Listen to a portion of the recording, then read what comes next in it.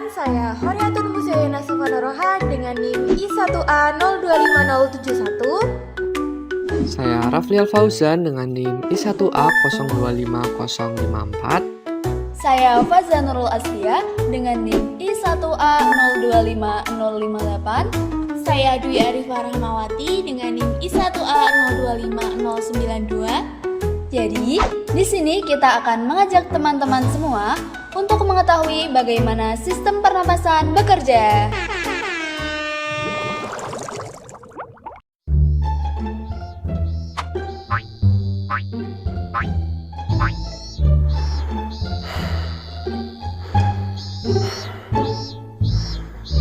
Aduh, kenapa kalau habis lari napasku jadi cepet banget ya?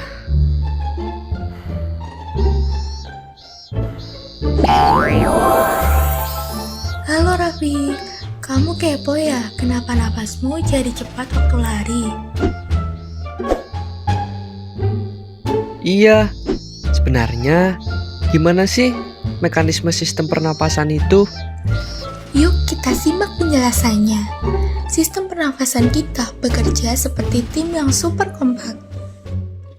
Bernapas adalah proses menghirup udara yang mengandung oksigen dan mengeluarkan karbon dioksida dari paru-paru.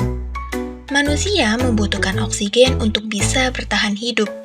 Berbagai fungsi tubuh sehari-hari seperti mencerna makanan, menggerakkan anggota tubuh, atau bahkan hanya berpikir sejenak membutuhkan asupan oksigen. Tahukah kalian, rata-rata manusia bernapas yaitu sekitar 17.000 sampai 30.000 kali per hari. Nah, untuk bisa bernapas dengan baik, manusia perlu didukung dengan sistem pernapasan yang sehat.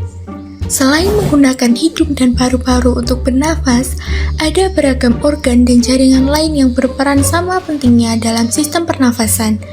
Apa saja?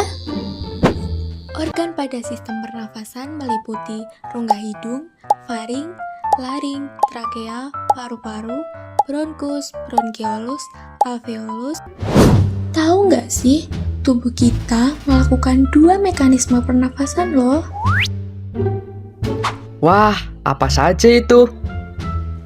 Ada inspirasi atau menghirup udara, dan ada ekspirasi atau menghembuskan udara. Nah, proses ini disebut dengan ventilasi.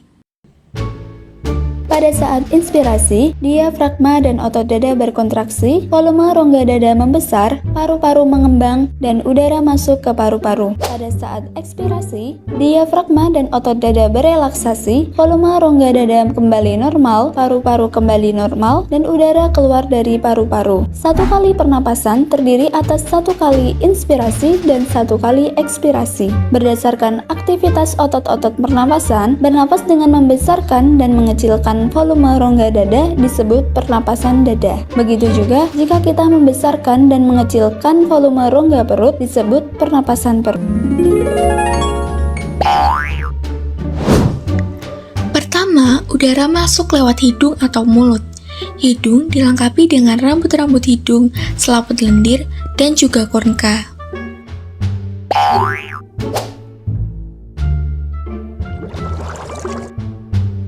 Rambut-rambut hidung berfungsi untuk menyaring partikel debu atau kotoran yang masuk bersama udara. Selaput lendir sebagai perangkap benda asing yang masuk terhirup saat bernapas, misalnya debu, virus, dan bakteri. Oh, jadi hidung itu kayak filter udara ya? Iya, setelah udara difilter oleh rambut hidung, udara menuju faring. Faring berfungsi sebagai jalur masuk udara dan makanan, ruang resonansi suara, serta tempat tonsil yang berpartisipasi pada reaksi kekebalan tubuh dalam melawan benda asing. Setelah melewati faring, udara turun ke laring. Laring atau ruang suara merupakan organ pernapasan yang menghubungkan faring dengan trakea. Di dalam laring terdapat epiglotis dan pita suara. Epiglotis berupa katup tulang rawan yang berbentuk seperti daun, dilapisi oleh sel-sel epitel, berfungsi untuk menutup laring sewaktu menelan makanan atau minuman. Apabila ada partikel kecil seperti debu, asap, makanan, atau minuman yang masuk ke dalam laring, akan terjadi refleks batuk yang berfungsi berfungsi untuk mengeluarkan partikel tersebut dari laring. Setelah melewati faring dan laring, udara kemana ya? Lalu, udara turun ke trakea. Trakea adalah saluran yang menghubungkan laring ke bronkus dengan panjang sekitar 10-12 cm dengan lebar 2 cm. Trakea berfungsi untuk menyaring benda-benda asing yang masuk ke dalam saluran pernapasan. Nah, trakea bercabang menjadi 2 tabung kecil yang disebut bronkus. Bronkus terdapat pada setiap bagian paru-paru. Nah, paru-paru merupakan alat pernapasan yang utama. Paru-paru terbagi menjadi 2 bagian, yaitu paru-paru kanan atau pulmodexter yang terdiri atas 3 lobus dan paru-paru kiri atau pulmosinister yang terdiri atas 2 lobus. Paru-paru dibungkus oleh selaput rangkap 2 yang disebut pleura. Pleura ini berupa kantung tertutup yang berisi cairan limfa.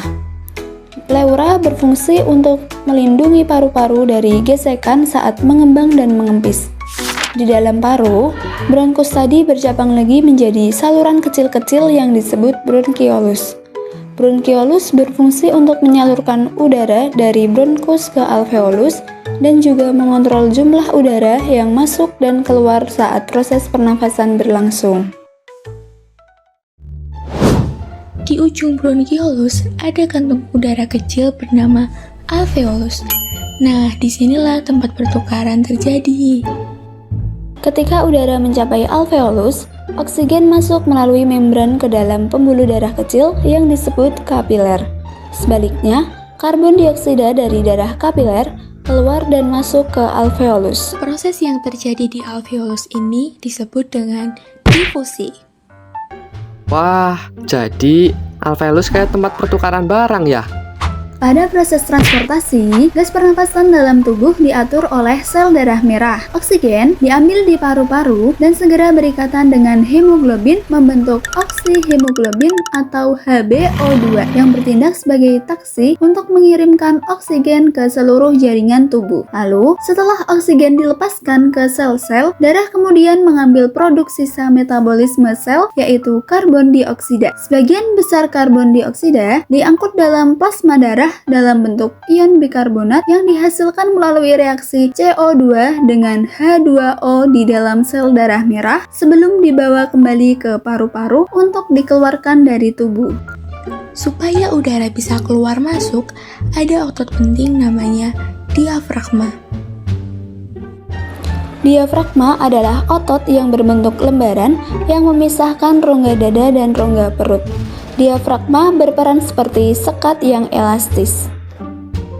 Setelah oksigen dan karbon dioksida bertukar di alveolus, rongga dada akan mengendurkan otot diafragma, sehingga diafragma melonggar. Ini memungkinkan karbon dioksida bergerak naik untuk selanjutnya dikeluarkan lewat paru-paru, lalu dihembuskan melalui hidung. Sekarang aku paham. Waktu aku lari, tubuh butuh lebih banyak oksigen. Jadi, napasku jadi cepet ya? Betul sekali, tubuhmu butuh energi lebih saat berlari, dan oksigen membantu membuat energi itu. Makanya, jagalah kesehatan paru-parumu ya, hindari polusi, berolahraga dengan teratur, dan jangan merokok. Siap. Terima kasih, Oksi.